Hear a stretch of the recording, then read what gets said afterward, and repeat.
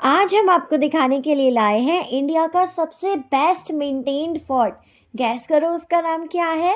जी हाँ, आज हम आ चुके हैं राव जोधा के जोधपुर में उनका महल यानी कि मेहरानगढ़ फोर्ट देखने के लिए। मेहरानगढ़ फोर्ट जो कि पूरे भारत का सबसे सुंदर महल है, पूरे भारत का सबसे सुंदर किला है और सबसे ज़्यादा वेल मेंटेन्ड है। तो आज इसे देखने में बहुत मज़ा आने वाला है। इस किले को 1459 में बनवाया गया था, लेकिन एक महाराजा के समय पर यह किला नहीं बना था, बल्कि जितने भी महाराजा हुए अपने अपने सुविधा के अनुसार इस किले को बनवाते गए। अगर हिंदुस्तान में जितने भी टूरिस्ट आते हैं उनसे पूछा जाए कि इंडिया में सबसे ज्यादा किले कहाँ पर है, तो 90% लोगों का जवाब ये होगा कि इंडिया में सबसे ज्यादा किले राजस्थान में हैं, जबकि ऐसा बिल्कुल भी नहीं है। हिंदुस्तान में सबसे ज्यादा किले हैं महाराष्ट्र में, वहां पर 626 किले हैं।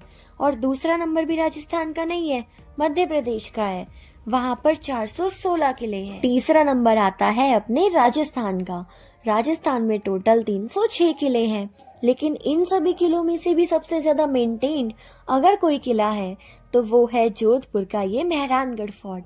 कुछ ऐसे किले भी हैं राजस्थान में जो सबसे ज्यादा फेमस है। अगर हमें ये पूछा जाए कि हिंदुस्तान का सबसे बड़ा किला कौन सा है, तो वो है चित्तौड़गढ़। उसके बारे में तो ये भी कहा जाता है गढ़ तो चित्तौड़, बाकी सब गढ़ैया। वही किला जहाँ पर हमारे महाराणा प्रताप ला रहा करते थे। और चित्तौड़गढ़ भी हम जा चुके हैं। अगर आप हमारे रेगुलर व्यूवर्स हो तो आपको पता होगा, और अगर आपने चित्तौड़गढ़ की वीडियो नहीं देखी है तो अभी प्लेलिस्ट में से देख लीजिए। हिंदुस्तान का एक ऐसा भी किला है जो कि लिविंग फोर्ट है, पब्लिक जिस किले के अंदर रहती है, और वो जैसलमेर में है। चाइना वॉल के बाद दुनिया की दूसरे नंबर की सबसे बड़ी दीवार अगर किसी किले में है तो वो है कुंभलगढ़ फोर्ट। और तो और 12 साल की लंबी घेराबंदी के बावजूद अलाउद्दीन खिलजी जिस किले को जीत नहीं पाया, वो जोधपुर से 125 किलोमीटर दूर है जालौर का किला। बातों ही बातों में हम पहुंच गए हैं मेहरानगढ़ फोर्ट की पार्किंग में। यहाँ पर हम अभी हमारी गाड़ी को पार्क करेंगे और उसके बाद आपको अंदर लेकर चलेंगे और दुर्ग को दिखाएंगे कि वो कैसा है। तो सबसे पहले पार्किंग का टिकट ले लेते हैं, जो कि लगभग 40 रुपीज के आसपास है। अब हम आ गए हैं मेहरानगढ़ फोर्ट की पार्किंग में। ये रही हमारी कार और ये रहा किला और ये रही मैं। तो चलो अब जल्दी से आपको किले के अंदर लेकर चलते हैं। अब हम अंदर जा रहे हैं और जैसा कि हमने आपको बताया था कि राव जोधा जी है, उन्होंने 1459 में इस किले को बनवाया था। तो राव जोधा इस शहर के फाउंडर थे, उन्हीं के द्वारा जो ये किला है बनवाया गया था। और अभी वर्तमान में महाराजा गज सिंह जी है, इनके निर्देशन में एक नॉन प्रॉफिट ट्रस्ट है, मेहरानगढ़ म्यूजियम ट्रस्ट, जिसके निर्देशन में इस किले को रखा गया है। तो चलिए अब हम अंदर से इसका अवलोकन करेंगे। यहाँ पर है बहुत बड़ी झील।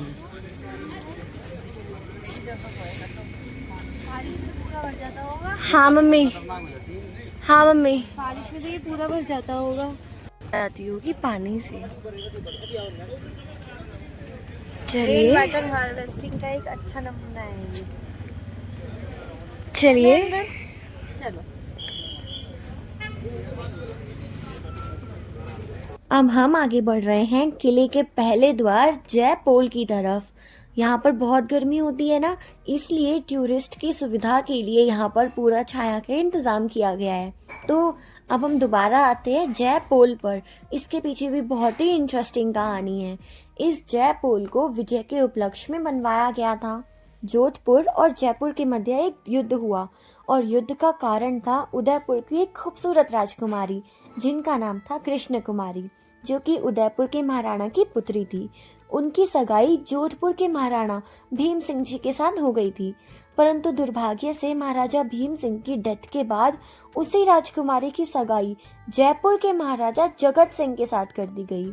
अब जोधपुर के जो तत्कालीन महाराज नए बने थे, उन्हें ये बात अच्छी नहीं लगी, तो उन्होंने अपनी आपत्ति दर्ज करवाई। तब जयपुर और जोधपुर के बीच में युद्ध हुआ और इस युद्ध में जोधपुर की जीत हो गई और जयपुर के हार के बाद उस जीत के उपलक्ष्य में जोधपुर के तत्कालीन महाराजा मान सिंह जी ने 1808 में इस किले के मेन गेट का निर्माण करवाया।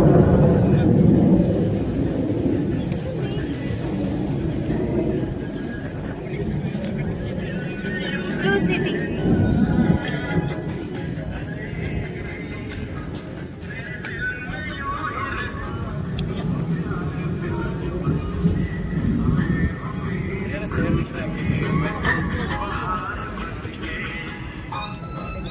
तो अब हमने दो कलर की सिटी देख ली, पिंक सिटी भी और ब्लू सिटी भी।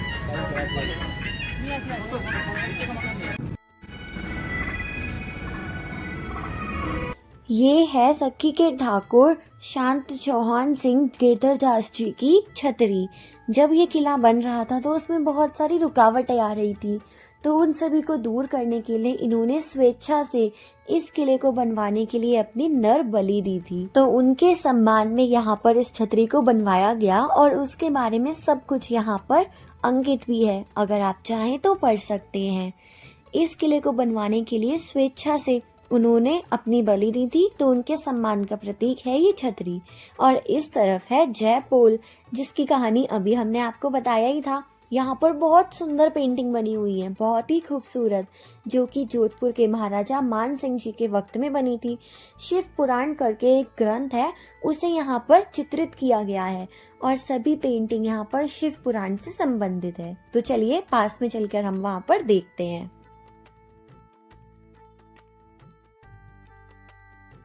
हम आ चुके हैं मेहरानगढ़ किले के पहले मेन दरवाजे के अंदर और यहाँ पर शिव पुराण से प्रेरित होकर इस विशाल काय पेंटिंग को बनाया गया है। इसमें शिव विवाह की बारात के दृश्य को दिखाया गया है। देखिए इस पेंटिंग को अगर हम ध्यान से देखें तो यहाँ पर भगवान शिव जी की बारात का दृश्य है।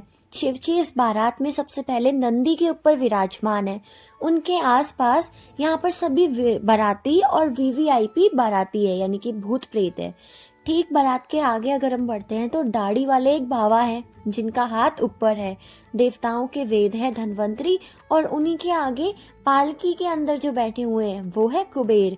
कुबेर के आगे की तरफ अग्नि जिनके ऊपर प्रज्वलित है वो है अग्निदेव। अग्निदेव के नीचे की तरफ अगर आप देखोगे तो भैंसे के ऊपर जो मौजूद है वो है यमराज। यमराज के ऊपर की तरफ ऐरावत हाथी है। हाथी के ऊपर जो विराजे हैं वो है देवराज इंद्र।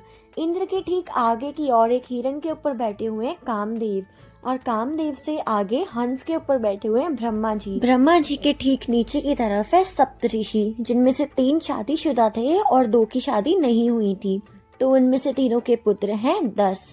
सप्तऋषि मंडल के अगर आप ठीक नीचे आते हैं तो यहाँ पर नवग्रह हैं, सूर्य और चंद्रमा है। अब यहाँ से शिव जी की बारात चली तो एक कैंडिडेट गायब होकर उस तरफ महल में पार्वती जी की जो माँ थी मैनावती, उनके बेडरूम में पहुंच जाते हैं और वहां पर वो उन्हें बाहर लाकर दिखाते हैं कि वो देखिए आपके होने वाले जो दामाद है शमशान की राख अपने शरीर के ऊपर लगाकर भूत प्रेतों की पूरी फौज लेकर तुम्हारी बेटी से शादी करने के लिए आ रहे हैं। वो है उस समय की चलती फिरती मीडिया नारद मुनि जी, जो कि ये सब उनकी माता को बता रहे हैं।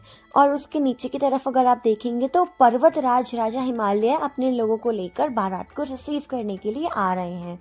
तो शिव पुराण से संबंधित जो मूल पेंटिंग है यहाँ पर उसकी ये कॉपी है, जो कि आप यहाँ पर इस किले के चारों तरफ देख रहे हैं। अब हम दूसरे द्वार की ओर बढ़ रहे हैं जिसका नाम है डोड कांगरा पोल। इसके बारे में हम आपको आगे बताएंगे। और ये देखिए यहाँ पर है इस पूरे किले का एक छोटा स्वरूप। यहाँ पर इस पूरे किले का मॉडल है, जैसा कि आप देख सकते हो। ये किला अगर ऊपर से देखा जाए तो कुछ इस प्रकार से बना हुआ है। देखिए जोधपुर का जो किला है वो एक बहुत बड़ा ग्रंथागार है। जोधपुर के विद्वान जितने भी राजा हुए उनमें से सबसे ज्यादा विद्वान और तपस्वी राजा और कई भाषा के जानकार थे वो थे यहाँ के महाराजा मान सिंह जी, जो कि नाथ संप्रदाय को आश्रय दिया करते थे। उस समय में हिंदुस्तान के अंदर और नेपाल और भूटान, वहाँ पर जितने भी नाथों के आश्रम थे और मठ थे, उन सभी को जोधपुर से अनुदान जाता था। और यहाँ देखिए मम्मी हमें इस पूरे महल का गाइड टूर दे रही हैं, क्योंकि उन्हें इस महल के बारे में पहले से ही सब कुछ मालूम है। ये है हमारे अपने पर्सनल गाइड और हमारा पर्सनल गूगल।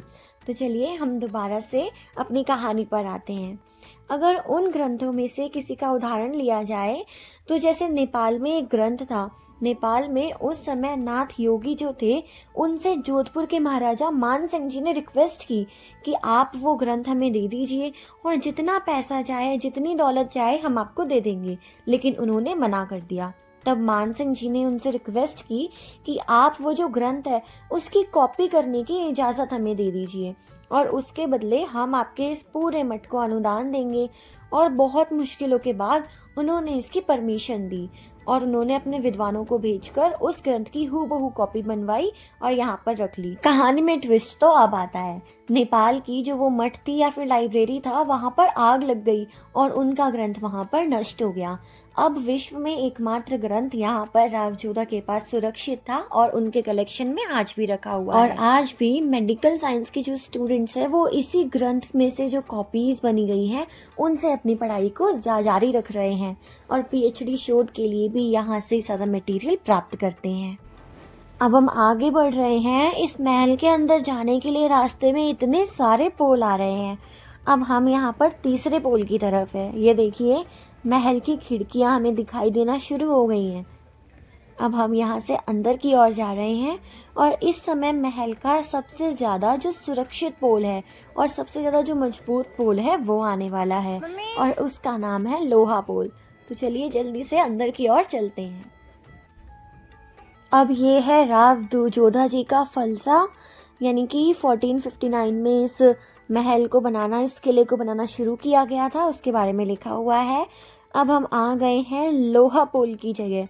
देखो पहले के ज़माने में क्या होता था, हाथियों को शराब पिलाकर मदमस्त करके चलाते थे।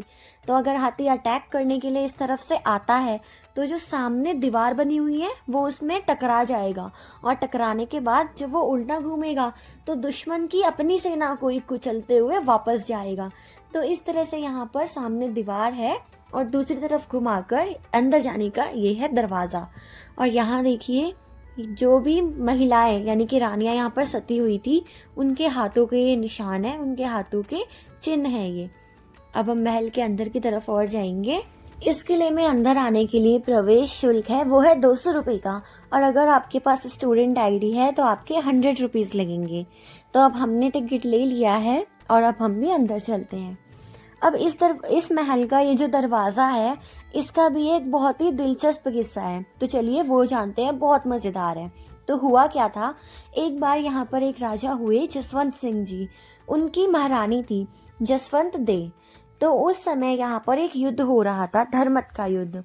तो उस युद्ध में जो महाराजा जसवंत सिंह है वो हिस्सा लेते हैं और वो शाहजहां की तरफ से लड़ाई कर रहे होते हैं। शाहजहां से लड़ रहा होता है उनका खुद का बेटा औरंगजेब। तो उस समय क्या हुआ था, जसवंत सिंह के जो कुछ लोग थे जैसे कि कासिम खान वगैरह, वो जाकर औरंगजेब से मिल जाते हैं। अब वहाँ पर उनकी जो सारी इन्फॉर्मेशन थी वो लीक हो जाती है। तो जब युद्ध होता है तो जसवंत सिंह की सेना हारने लगती है, क्योंकि मुगलों की सेना तो पहले से ही बहुत ज्यादा बड़ी थी। जब महाराजा जसवंत सिंह बहुत ज्यादा घायल हो गए थे तो उनको जिंदा रखने के लिए उनके आदमी उसे उस युद्ध में से निकाल कर ले आते हैं और उनकी जो पगड़ी और तलवार होती है वो रतलाम के संस्थापक रतन सिंह जी को दे दी जाती है। उन्होंने उस युद्ध का नेतृत्व किया और वीरगति को प्राप्त हो गए। जब महाराजा जसवंत सिंह ठीक होने के बाद जोधपुर वापस आते हैं तो उनकी महारानी जसवंत दे इस किले के दरवाजों को बंद कर देती है और उनका जवाब था कि हारे हुए पति का मुंह वो नहीं देखना चाहती है। अगर आप मर जाते तो मैं सती होकर स्वर्ग में आपसे जरूर मिलती, लेकिन आप हार कर वापस आए हो और आप ये सोच कर आए हो कि इस किले में आपको शरण मिलेगी, तो ये तो दुर्भाग्य की बात है। आपने मेरे मायके और ससुराल दोनों का जो कुल है उनको कलंकित किया है और इस किले के दरवाजे आपके लिए कभी नहीं खुलने वाले हैं। तब महाराजा जसवंत सिंह ने हाथ जोड़कर निवेदन किया और उनसे कहा कि मैं हार कर और मुंह छुपाने के लिए इस किले में नहीं आया हूँ, बल्कि मैं चाहता हूँ कि राजपूतों को पुनः संगठित करके औरंगजेब से युद्ध किया जाए और उसे मुंह तोड़ जवाब दिया जाए। उसके बाद वो कुल देवी की और अपनी पत्नी जसवंत दे की कसम खाकर कहते हैं, तब जाकर इस दरवाजे को खोला जाता है। और उसके बाद भी कहानी खत्म नहीं हुई।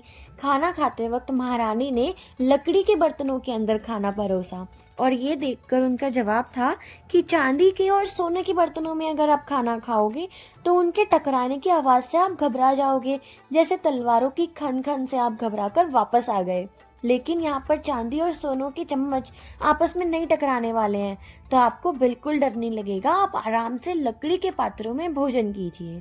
और उसके बाद भी उन्होंने अपनी सास से पूछा कि मुझे आप ये बताइए माँ कि ये सच में एक छतरानी का बेटा है, कहीं आपने इन्हें गोद तो नहीं लिया या फिर बचपन में बच्चा बदल गया हो, क्योंकि अगर छतरानी का बेटा होता तो ऐसे युद्ध को बीच में छोड़कर वापस तो कभी नहीं आते। तब उनकी सास का ये जवाब था कि बीज तो छतरानी का ही है, लेकिन एक दिन मैं अपनी दासी से बाल बनवा रही थी और ये पालने के अंदर सो रहा था। सोते हुए ये बहुत रोने लगा तो एक दूसरी दासी ने उसे अपना दूध पिला दिया था और मैंने इसको उल्टा करके खूब वॉमिटिंग करवाई, उल्टी करवाई, लेकिन इसके पेट में से जो वो दूध था वो बाहर नहीं निकला। हो सकता है कहीं ना कहीं इसके पेट में दूध रह गया था और ये उसी दूध का असर है जिसकी वजह से युद्ध छोड़कर ये वापस आ गया। ऐसा उस वक्त हुआ था। ऐसी शतरानियां उस समय राजस्थान में थी और ये बात मारवाड़ के इतिहास में प्रमुख घटना के रूप में लिखी गई है, हिस्ट्री की किताबों में ये है। और इस घटना के बाद से जसवंत सिंह ने कभी भी औरंगजेब को खाली नहीं बैठने दिया, हमेशा उसे नाको चने चबवाए।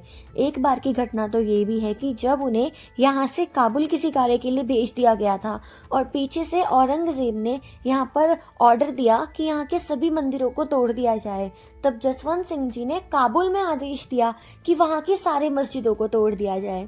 तो उसके बाद औरंगजेब से इतनी दूर बैठे हुए भी उन्होंने अपने इस राज्य की रक्षा की और यहाँ के सभी मंदिरों को बचाया। अब देखिए ये है हाथी होद, जो कि हाथी के ऊपर लगाने का है। राजा इसके ऊपर बैठा करता होगा। इसके ऊपर देखिए कितनी सुंदर पेंटिंग बनी हुई है। और ये है दूसरा हाथी होद, उसी प्रकार का है थोड़ा थोड़ा। इसे भी हाथी के ऊपर लगाया करते थे। देखिए जैसे कि इस पेंटिंग में लगाया हुआ है, हाथी के ऊपर राजा बैठे हुए हैं और ऊपर देखिए इस तरह से राजा के लिए इसे लगाया जाता था। अरे ऐसा हाथी तो हमारे घर पर भी है। ऐसा ही है ना, सेम टू सेम फोटो।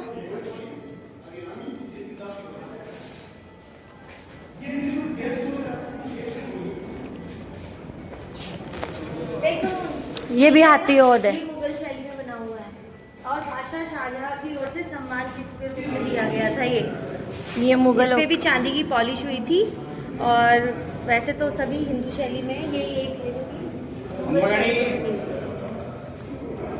और ये रानी के बैठने की पालकी हुआ करती थी, वो राजा की हुई कि ये रानी होता हाथी पे बैठने का होता है। ये हाथी पे बैठने चांदनी से पकड़ी है। सेम है। राजा का थोड़ा हैवी है, नॉर्मल थोड़ा हल्का है ना मम्मी। इसमें सोने की परत चढ़ाई हुई थी, सोने का पानी चढ़ाया गया था और पूरा ढांचे को है ना लोहे की मजबूत पत्थरियों से जकड़ा हुआ था। इस पूरे म्यूजियम में इस तरह से पहले के ज़माने के राजा की हौद जो कि हाथियों के ऊपर लगाया करते थे और पालकियाँ, रानियों की पालकियाँ, ये सब रखी हुई हैं। आप देखिए ये कितनी ज़्यादा सुंदर है और ये उसी ज़माने की है। ये कपड़ा, ये डिज़ाइन सब कुछ उसी समय का है, लेकिन ये बिल्कुल भी ख़राब नहीं हुआ है, यानी कि इसकी क्वालिटी बिल्कुल टॉप नॉच थी। चलिए अब हम यहाँ से थोड़ा आगे बढ़ते हैं। ये है पालकी खाना। अब हम जा रहे हैं पालकी खाना के अंदर। यहाँ पर हमें ढेर सारी सुंदर सुंदर पालकियाँ दिखने वाली हैं, है ना मम्मी? जिसे इस प्रकार से 8 या 6 लोग उठाते हैं।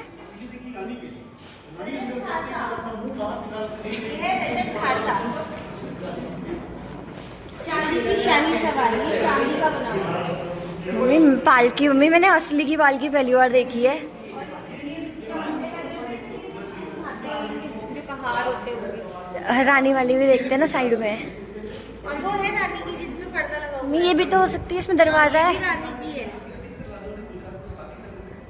ये तो खिड़की वाला दरवाजा है, झिलमिल रोशनी है। यही देखी थी ना हमने वीडियो में। सोने का पानी और लाख आदि की रत्नों से बनाया गया है और ये किए गए हैं इसमें। 1890 के बाद मोर वाला। ये मोर वाली तो बहुत अच्छी है। इसको बोलते हैं तामझाम। ताम- सुंदर शाही पालकी है, इसका नाम है तामझाम। गोलदार कुर्सी नुमा बैठक है, इस पे आराम से बैठते हैं। इसमें काफी बोर बने हुए हैं, इसलिए इसका नाम तामझाम रखा गया है। और सोफा है ये तो। मोर पालकी, 2 आदमी आगे 2 पीछे। और ये है पर्दे वाली, इसमें कर्टन लगा हुआ है। रानी के लिए ये भी था, पर्दे वाली होती है रानी।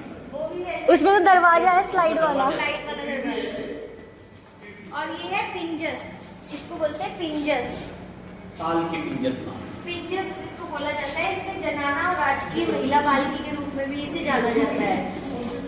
लकड़ी पर मारवाड़ी शैली की चित्रकारी की गई है। इस प्रकार से ऐसे राजा महाराजा बैठते थे।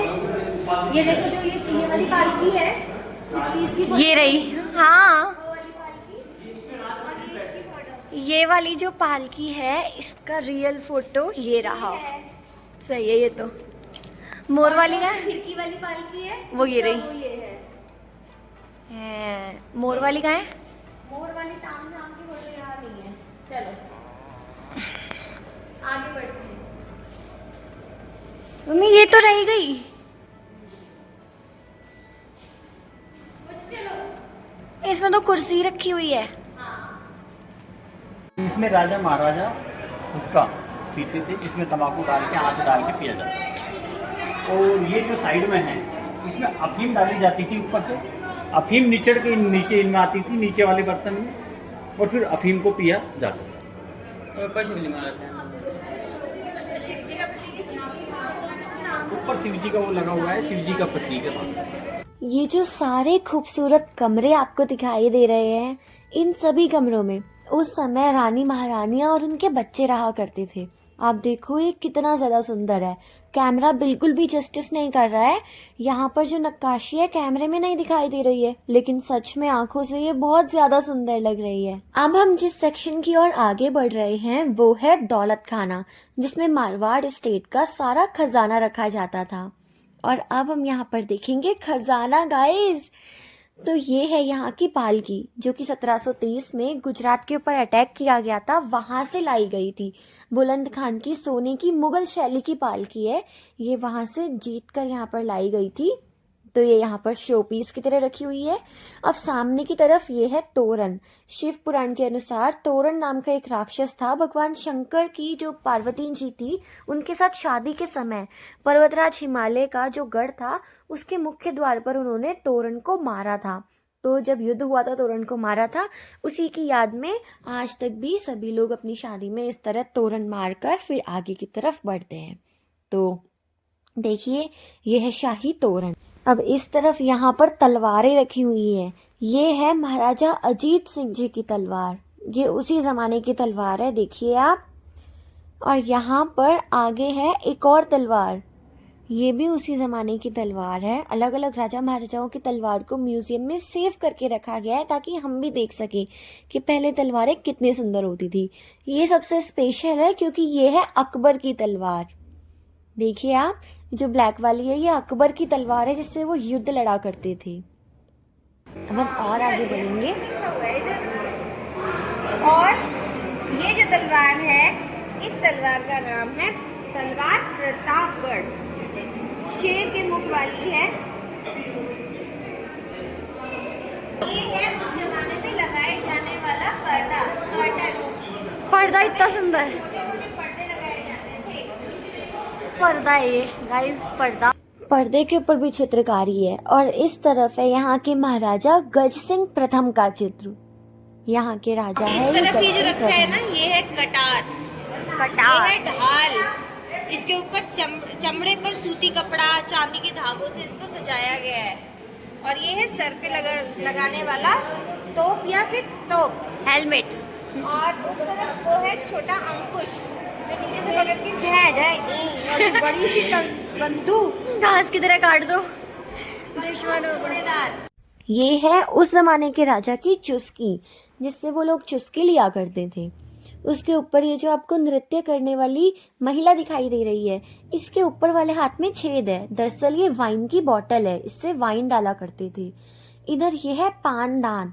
और उसके नीचे है लैंप पे नीचे लगाने वाला हिस्सा।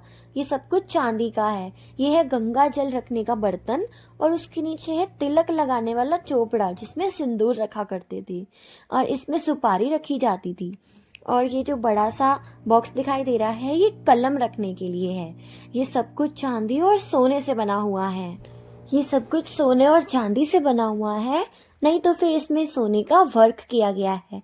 अब हम देख रहे हैं रानी का मेकअप बॉक्स। ये हुआ करती थी रानी की कंघी जो कि हाथी दांत से बनी हुई थी। इसमें रानी अपने मेकअप का सामान रखा करती थी। आप देखिए इसे कितनी सुंदरता से बनाया गया है और इसमें कितनी महीन कारीगरी है। कितनी सुंदर सुंदर छवि बनी हुई है। इसी में ही शीशा भी लगा हुआ है जिसमें से देखकर वो लोग सजते होंगे। और ये है मुगदल। ये महिलाओं का फीमेल मुगदल है जिससे जो कि उस समय कसरत करने के या फिर एक्सरसाइज करने के काम आता था। अब हम आगे बढ़ते हैं तो ये है महाराजा का हुक्का।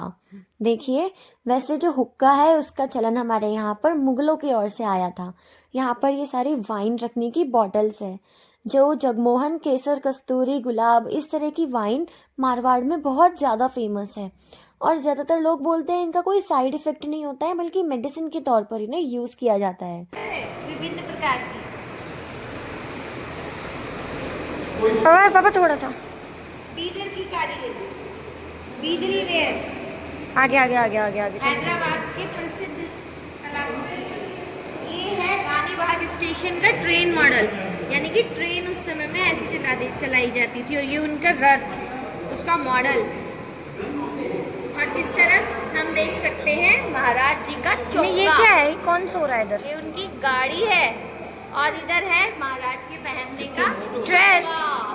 कितने मोटे राजा मम्मी ये क्या युद्ध वाला है क्या? ये कपड़े वाला है? कपड़े वाला है। चौका शाही इतने मोटे। हरे ऊनी कपड़े पर सुंदर जरदौजी सूती अस्तर इसके अंदर होता था ताकि इनको चुभे ना। क्या राजा को गर्मी नहीं लग रही? ताला सर्दियों का है। ये देखो ताला, ऐसा ताला तुमने कभी देखा नहीं होगा।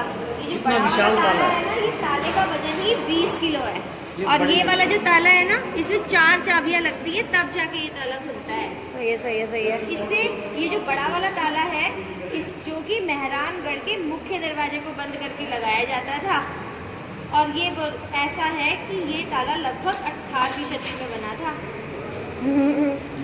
और ये है उनके जमाने में चलने वाले सिक्के, गोल आकार के सिक्के, कुछ सोने के, चांदी के, तांबे के, पीतल के, लोहे के, विभिन्न राजा और के तस्वीरों के साथ। कौन से राजा ने उनके काल में कैसे। और ये है गणगौर देवी की मूर्ति जो कि राजस्थान का प्रसिद्ध त्योहार है। जय हो गौरा मैया की। धातु से निर्मित गणगौर माता की प्रतिमा और इन्होंने सभी प्रकार के आभूषण पहने हुए हैं जो कि शुद्ध सोने के द्वारा बने हुए हैं। तो ये है राजपूती आभूषण और ये है राजपूती पोशाक। तोड़दार, ये असली बंदूकें हैं, इनका नाम है बंदूकें तोड़दार। चलो वो तोड़ देती थी ये बंदूक। और अब हम आपको दिखाते हैं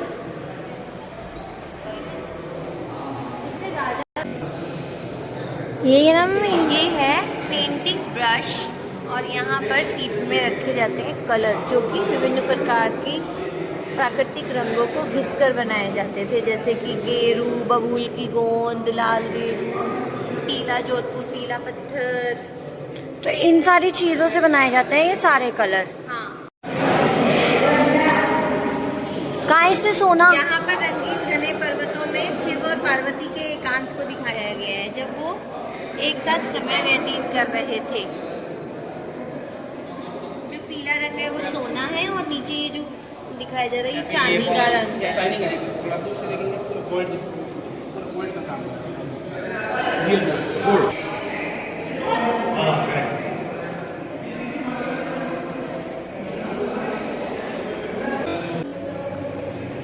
अब हम देखने जा रहे हैं शीश महल, फूल महल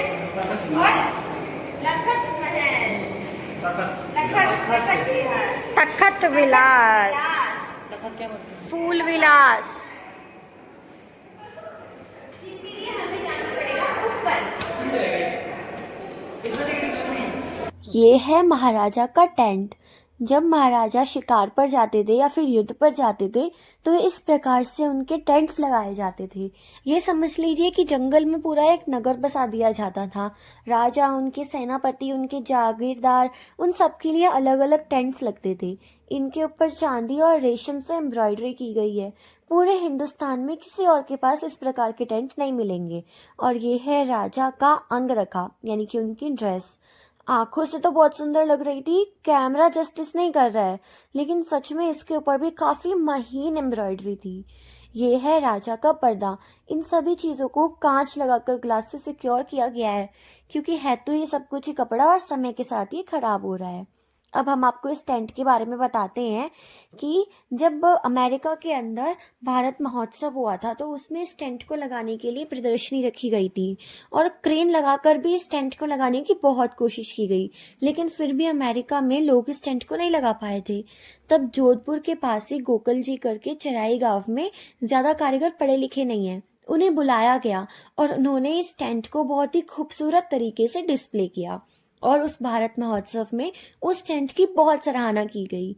और आज भी बहुत सारे इंटरनेशनल लेवल पर जो मैगजीन्स आती है उसमें इन टेंट्स के फोटो छपते हैं। अब हम देखने वाले हैं 350 से 400 साल पुराना शीश महल, जो कि अभय सिंह जी के द्वारा बनवाया गया था। अगर इसमें एक मोमबत्ती भी जला दी जाए ना सेंटर में रख के, तो जितने भी शीशे हैं इनमें उस मोमबत्ती का प्रतिबिंब जलता है। और महारानियां इसके अंदर आकर दिवाली के दिन पूजा किया करती थी और लक्ष्मी जी का पूजन अर्चना करती थी। चारों तरफ अगर आप देखो तो देवी देवताओं की बहुत सारी मूर्तियां या फिर फोटोज लगी हुई हैं। शिव जी और पार्वती जी भी हैं। यहाँ पर ठीक सेंटर में ये जो शीशा रखा हुआ है, इसके ऊपर अगर आप एक मोमबत्ती जलाओगे ना, सारे शीशे जगमगा उठेंगे और सब जगह जगमग जगमग रोशनी हो जाएगी। अब यहाँ पर हमें दिखाई दे रहे हैं राजकुमारों के कपड़े। इन सभी कपड़ों के ऊपर जरी का वर्क किया गया है और इन सभी ड्रेसेस को सोने और चांदी से सजाया गया है और अलग अलग एज ग्रुप के हिसाब से राजकुमारों के कपड़ों को रखा गया है। आप देखिए इसको ध्यान से, इन एक एक मोती को पिरोकर इस ड्रेस को बहुत मेहनत से बनाया गया है। और इस तरह यहाँ पर ये दूसरा ड्रेस है, इसे सोने से सजाया गया है।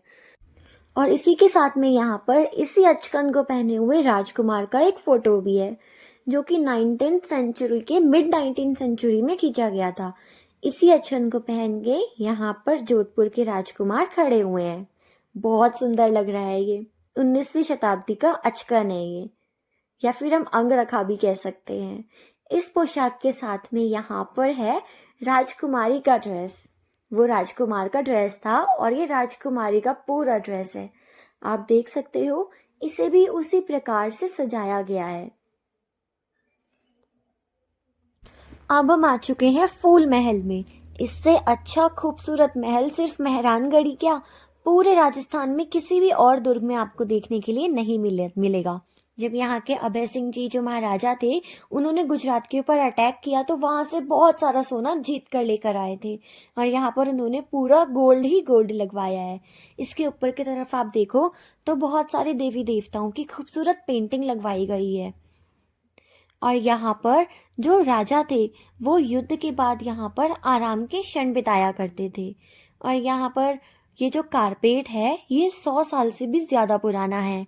यहाँ पर उनके दरबारी, नृत्य दरबारी, गायिका उनके लिए नाच गाना पेश किया करते थे। यहाँ पर महाराज बैठा करते थे और ये हो गया उनका नृत्य कक्ष, जिसका नाम है फूल महल। दिखाई दे रहा है भाई साहब। मम्मी आप दोनों खड़े रहना, आप दोनों को लूंगा, ठीक है? साथ में आओ, साथ में आओ, साथ में आओ, साथ में।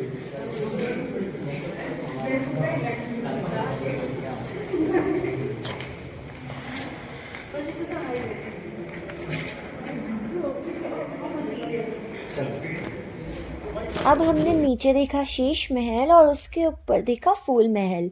तो शीश महल और फूल महल देखने के बाद अब हम आगे बढ़ रहे हैं तख्त विलास देखने के लिए।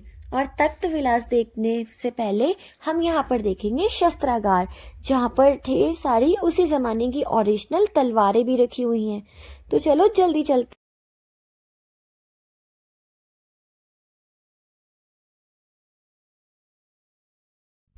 यहाँ पर हम सबसे पहले देख रहे हैं भाले, जो कि शिकार के लिए काम आते हैं। अगर राजा हाथी पे है तो उसके ऊपर से ही नीचे भालू या शेर के ऊपर भाला फेंक कर वो लोग अटैक कर सकते हैं। और इसी प्रकार से युद्ध में भी भालों को दूर से अटैक करने के लिए यूज किया जाता था। और ये भाले सच में बहुत ज्यादा लंबे और बहुत ज्यादा भारी है। ये इस तरफ जो आपको दिखाई दे रहे हैं ये सब है शिकार करने के लिए।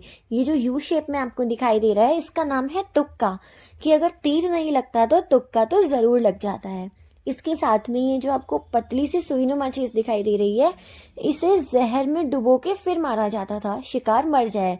और ये है गन, इससे गोली नहीं लगती थी बल्कि इससे जोर का धमाका होता था ताकि जो जानवर है वो भाग। यहाँ पर इस तरफ है गन्स। भारत में गन, तोप और बारूद ये सब कुछ सबसे पहले मुगल लाए थे और उनमें भी सबसे पहले लेकर आया था बाबर।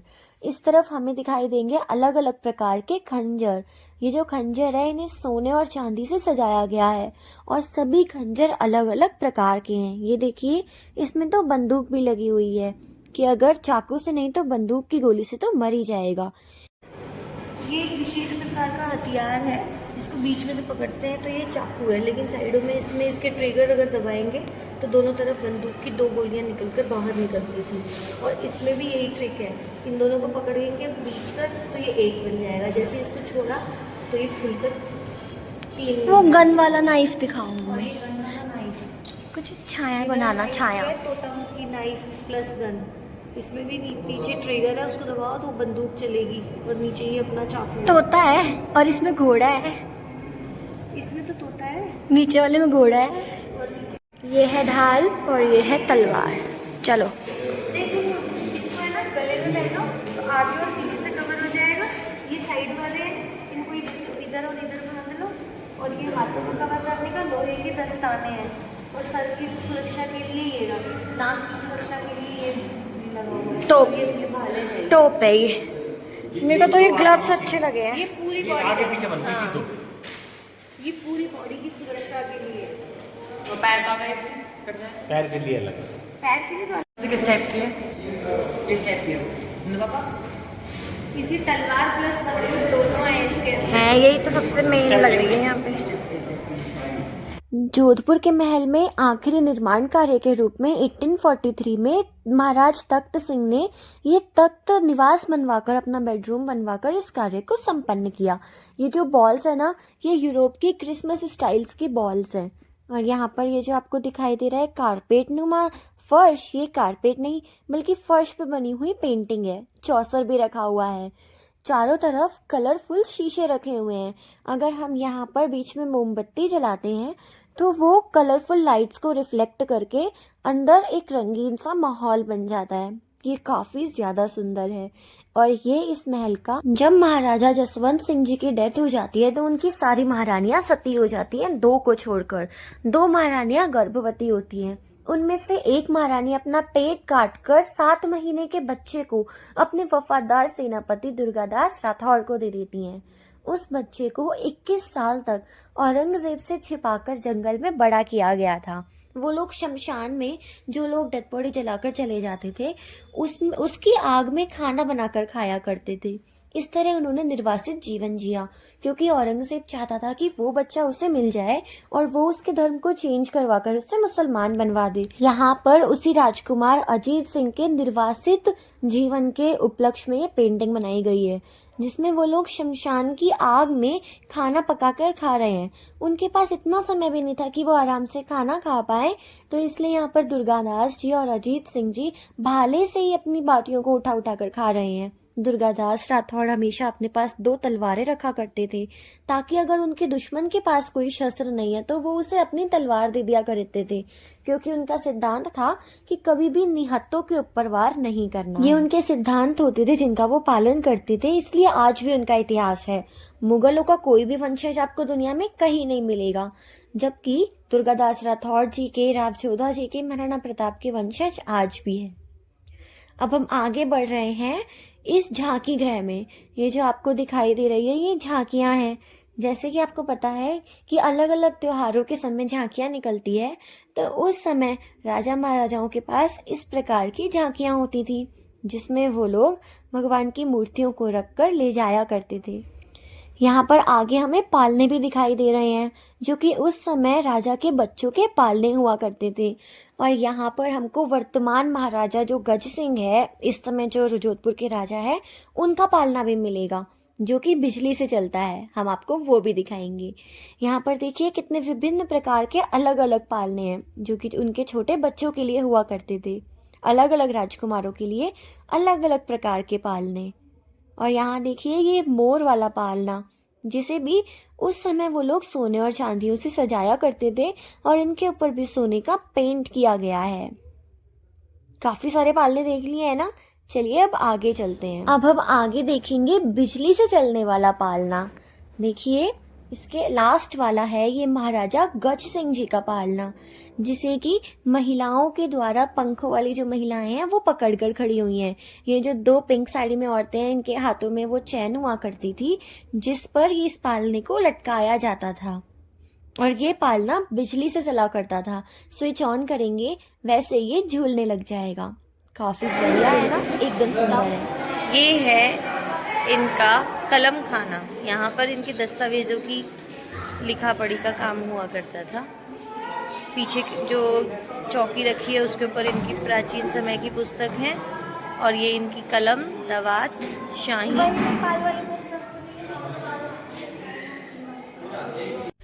अब हम यहाँ पर देखेंगे पूरे महारानियों के कक्ष। यहाँ पर अलग अलग महारानियों के रूम्स हुआ करते थे, बेडरूम्स हुआ करते थे। आप देख सकते हो यहाँ पर पूरा बेल और बूटों का काम किया गया है। ताजमहल के समकक्ष से लगभग 400 साल पहले इस जगह को बनाया गया था। आप देख सकते हो ताजमहल से भी 10 से 12 गुना ज्यादा सुंदर है ये। कैमरे में आपको नहीं दिखाई दे रहा होगा, लेकिन यकीन मानिए अगर आप एक बार ये मेहरानगढ़ किले का ये हिस्सा देखेंगे ना, तो आपके लिस्ट में सबसे 1 नंबर पर मेहरानगढ़ का किला ही आ जाएगा। इसे रानीवास भी कहते हैं, जिसमें सबसे खूबसूरत कक्ष रानियों के लिए होते थे, और रानियों की कैटेगरी के हिसाब से महल में बने हुए अलग अलग हिस्सों में इन्हें दिया जाता था। इस पूरे किले के अंदर जो नक्काशी है, उसमें टोटल 332 टाइप की जालियों को लगाया गया है। एक जाली का डिजाइन दूसरी जाली के डिजाइन से बिल्कुल भी नहीं मिलता है। सारे डिजाइन एक दूसरे से बिल्कुल अलग है। बहुत सारे लोग सोचते हैं कि पहले के ज़माने में ये महारानियाँ काम क्या करती थी। तो पहले के ज़माने में सभी महारानियाँ ज़्यादातर पढ़ी लिखी होती थी, और वो अलग अलग ग्रंथों को लिखा करती थी, कहानियाँ लिखा करती थी। उदाहरण के तौर पर यहाँ पर ही जो तीजा मांझी नाम की एक महारानी हुई, महारानी ने जो पुस्तकें लिखी थी, उनमें जिन अलंकारों का उन्होंने प्रयोग किया है, उन्हें आज भी समझना बहुत मेहनत का काम। अब हम आ गए हैं मोती महल में, और इसे मुगलों के स्टाइल में डिजाइन किया गया है। जैसे मुगलों के उसमें जो राजा होता है वो कुर्सी पर बैठता है और बाकी सभी दरबारी जमीन पर बैठते हैं, तो उसी तर्ज पर इसे भी बनाया गया है। कुर्सी पर राजा बैठेगा और बाकी सारे आसनों पर उनके मंत्रीगण बैठेंगे, क्योंकि कुर्सी को पावर का प्रतीक माना गया है। अब हम आ चुके हैं जनानी डोड़ी में, और यहाँ पर कितने सारे चमगादड़ के घोंसले हैं। वाओ! चलिए अब हम चलते हैं जनानी डोड़ी के अंदर। यहाँ पर क्या होता था, जो महारानियाँ होती थी उनके अलग अलग फेस्टिवल्स मनाए जाते थे, या फिर उनके लिए प्रोग्राम किए जाते थे। अब हम जानते हैं यहाँ के एक और प्रतापी राजा के बारे में, जिनसे इंस्पायर होकर एक किताब भी लिखी गई है। तो देखते हैं आप लोग उस किताब के बारे में पता लगा पाते हो या नहीं। वो आपके लिए क्विज है, तो आप लोग पता लगाइए। तो कहानी है राव सिंह की। पहले के ज़माने में क्या होता था, जब भी किसी राज परिवार में किसी नए बच्चे का जन्म हुआ करता था, तो वो लोग उस बच्चे के शरीर पर पैदा होते ही एक निशान बना दिया करते थे। लेकिन थोड़े समय के बाद जब उस बच्चे की कुंडली बनी, जन्म पत्री बनी, तो उस कुंडली में एक दोष था। तो यहाँ के पंडित जी ने राजा को बताया कि इस बच्चे के ऊपर दोष है, कि इसके पिता के ऊपर भारी संकट बनकर रहेगा ये बच्चा। तो जो पहले के ज़माने में राजा होते थे, वो इन सारी बातों पर बहुत ही ज़्यादा विश्वास किया करते थे। तो पंडित जी ने उन्हें ये एडवाइस दी कि इस बच्चे को मार दिया जाए या फिर यहाँ से दूर पहुँचा दिया जाए। तो राजा ने भी एक सैनिक के थ्रू उस बच्चे को जंगल में ले जाकर मारने का आदेश दिया। लेकिन जो सैनिक था, जिसे ये काम करने के लिए कहा गया था, उन्हें उस बच्चे के ऊपर दया आ गई। वो जंगल में तो गए, लेकिन उसे मार नहीं पाए, परंतु उसे वहाँ पर ही अकेला मरने के लिए छोड़ दिया। उसके बाद कई साल बीत गए और सभी लोग इस बात को भूल गए थे। काफ़ी सालों के बाद जब उस जंगल से पालीवाल ब्राह्मणों का एक समूह गुजर रहा था तो उन्होंने देखा कि एक छोटा सा बच्चा है 10-12 साल का और वो 5-5 शेरों के साथ अकेले लड़ाई कर रहा है। एक तरीके से खेल रहा है या फिर लड़ाई कर रहा है और वो गुर्रा रहा है, शेरों के मुंह में हाथ डाल रहा है, उन्हें उठा उठा के यहाँ वहाँ फेंक रहा है। जब उन्होंने इस बात की रिपोर्ट जाकर राजा को दी, क्योंकि पहले के ज़माने में पुलिस और प्रशासन का सारा काम राजा ही किया करता था, तो जब ये बात राजा को बताई गई तो राजा ने भी अपनी टीम भेजी इस मामले में पता लगाने के लिए। तो वहाँ पर राजा को पता चला कि एक बच्चा है जो कि जंगल में जानवरों के साथ रहता है, शेरों के साथ खेलता है, बघेरों के साथ उठता बैठता है और जंगल में आराम से रह रहा है। तो राजा ने उस बच्चे को पकड़ कर लाने का आदेश दिया। काफ़ी मुश्किल से उस बच्चे को काबू में किया गया और अपने साथ पकड़कर राजमहल बहा दिया। तो वो बच्चा जब यहाँ पर आया तो उसके पूरे शरीर पर ढेर सारे बाल थे। जब उसकी सफाई की गई, उसे नहलाया गया, तो उसके बाद राजा ने देखा कि उसके शरीर पर वही राज चिन्ह है जो कि राजा के खुद के शरीर पर भी था। तो राजा को अपने उस पुराने बच्चे की याद आई जिसे उन्होंने पिछले कभी कालांतर में जंगल में छोड़कर आने का आदेश दिया था। तो राजा को याद आया कि ये तो मेरा ही बच्चा है। तो वहाँ पर उन्होंने उस बच्चे को देखकर उसकी बहादुरी की बहुत सराहना की और उसके बाद उस बच्चे को 2.5 साल लगे थे इंसानों की तरह कैसे रहना है, खाना कैसे खाना है, इंसानों की भाषा सिखाने में, इन सारी चीज़ों को सिखाने में बहुत समय लगा और धीरे धीरे उस बच्चे को राज परिवार के सदस्य की तरह सारी चीज़ें सिखाई गई। और जब वो बच्चा बड़ा हुआ तो उसका नाम राव सिंहा रखा गया, क्योंकि वो बचपन में शेरों के साथ खेलता था, इसलिए उसका नाम सिंहा था। तो अब आप लोग बताइए कि राव सिंहा की लाइफ से इंस्पायर होकर वो कौन सी किताब है जो कि इस समय दुनिया के बच्चे ने ज़रूर पढ़ी है और आजकल तो उसकी कार्टून की काफ़ी सारी मूवीज़ भी बन रही है। तो वो जो मूवीज़ है और वो जो स्टोरी है वो इन्हीं की लाइफ से इंस्पायर होकर बनाई गई थी। जैसा कि हमने आपको बताया था कि पहले के ज़माने में जो महारानियाँ होती थी वो बहुत पढ़ी लिखी होती थी और उनका काम होता था ज़्यादातर वो किताबें लिखा करती थी और आसपास जो भी चीज़ें चल रही है उन्हें नोट डाउन किया करती थी। तो उन्हीं इंस्क्रिप्शंस को पढ़कर ही इस कहानी को लिखने की भी प्रेरणा ली गई थी। तो अब आपको खुद पता लगाना है कि वो कहानी कौन सी थी जो कि इनकी लाइफ से इंस्पायर होकर बनी थी। और उसके बाद राव सिंहा ने एक नए राठौड़ वंश की स्थापना की और किंगडम ऑफ मारवाड़ को पाली से आगे भी दूर दूर तक पहुंचाया और वो यहाँ के एक बहुत ही बड़े प्रताप। ये देखो गाइस कितनी बड़ी कढ़ाई है। कढ़ाई के पास जा, पता चलेगा इसका साइज कितना है। ये इतनी बड़ी कढ़ाई है, इंसान के साइज के हिसाब से देखो। इसमें खाना बनता था, हलवा पूरी सेना के लिए। इतनी बड़ी है, हिलाते कैसे होंगे। कितनी बड़ी कढ़ाई है, कितनी बड़ी कढ़ाई है। मैं क्या चीज है? हलवा बनाया जाएगा अगर इस वीडियो पे पूरे के पूरे 10,000 लाइक आते हैं तो। 10,000 लाइक पे हलवा, 1 लाख पे क्या ठीक? यहाँ पे कंस्ट्रक्शन का काम चल रहा है, कुछ ना कुछ ठीक हो रहा होगा, बना रहे होंगे।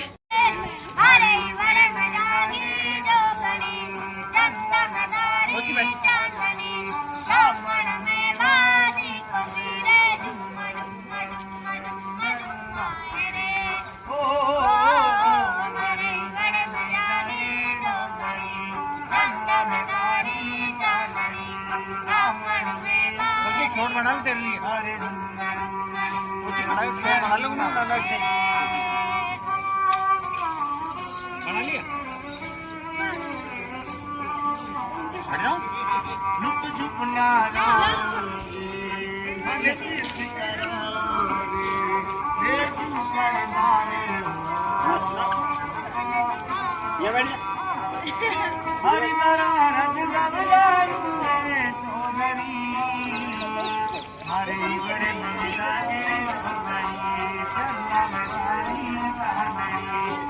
उधर वो बजाने वाले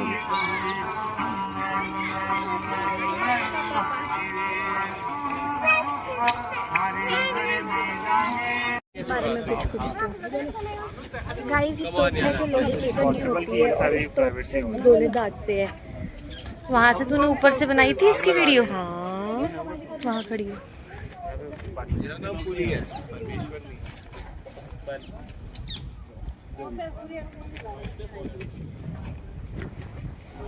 गुन्ना गुन्ना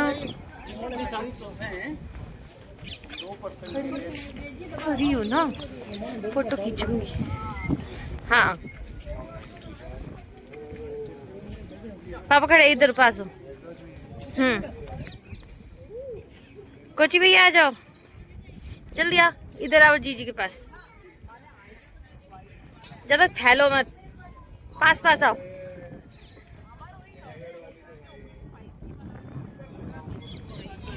रुको, किसी से बोलो हमारी फोटो खींचने के लिए। पापा वीडियो बन रहा है तो नहीं, वीडियो पे चल।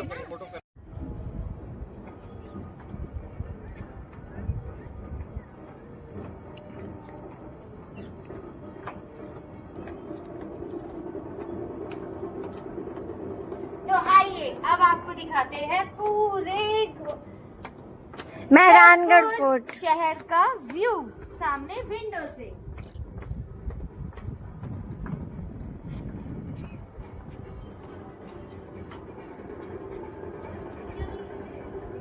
लंबी बनाई। ये है ब्लू सिटी और यहाँ पर सारे मकान देखो नीले रंग के हैं। कहाँ बज रहा है ये ढोल मम्मी? पता नहीं, आजा बताओ ढोल। यहाँ पर ये क्यों है कि लेडीज इधर से जाएंगी क्योंकि थोड़ा सुनसान। ये है प्राचीन काली माता टेम्पल। गढ़ जोधाणो ऊपरे बैठी पंख पसार, अंबा थारो आसरो तू ही है रखवार। चावड़ थारी गोद में खेल रहो जोधान, तू हिंज नींगे राख जे थारा टावर जान। तू रानी ब्रह्मांड की जगरी पालनहार, किणवे आगे जाए ने मांगू हाथ पसार। तू शक्ति तू सरस्वती तू लक्ष्मी तू माए, एक थारी कृपा होया रिद सिद्ध सारा आए। दे दे इसड़ो रीड मद होवे मन तिरपत, अटल लोय लागी रहे चावड़ धार चारण नित। चरना नित। ममता वारी डोर बट बांध दई चरना, मृग तृष्णा रे वे नहीं तरसे नहीं हिरना। चुग चुग डोरा मोहेरा बटलू डोर अजब, चावड़ चरना बांधू मांडू मोन गजब। करनी री कृपा सणी आहिर बड़ी पिछाड़, चित चारण लाग है चाहे सफल जमारो जान। जय हो माता की। में हेलो शिव शंभू। हेलो गुनगुन मेरी ब्लैक आ रही है मामी।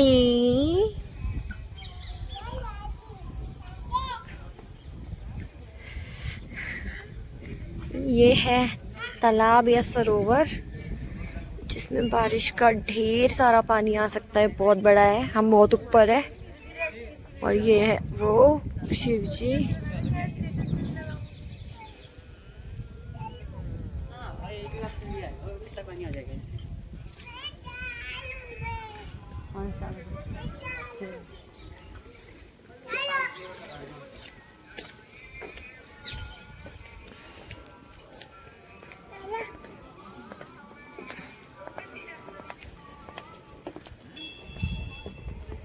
तो चलो आगे चलते हैं।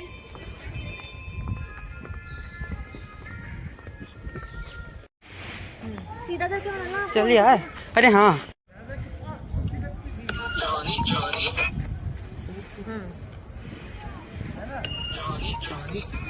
अरे बाद में सेटिंग कर लेते हैं। स्टार्ट।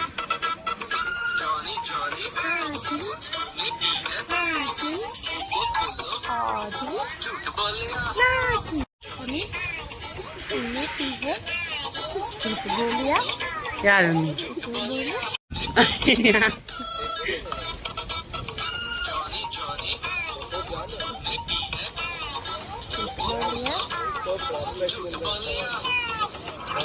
अच्छे नहीं बने मैं अपने वीडियो यार। अरे एक मिनट में लड्डू थे।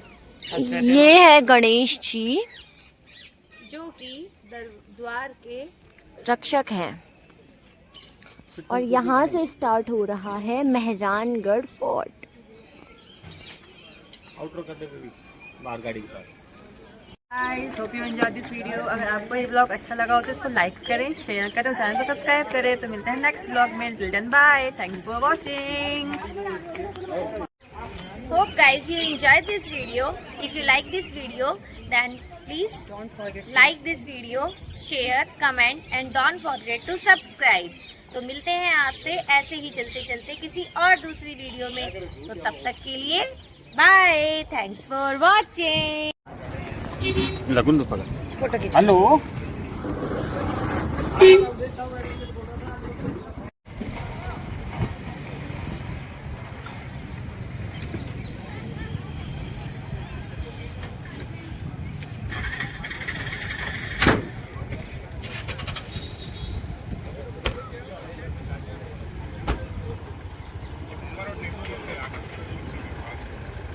Beep beep.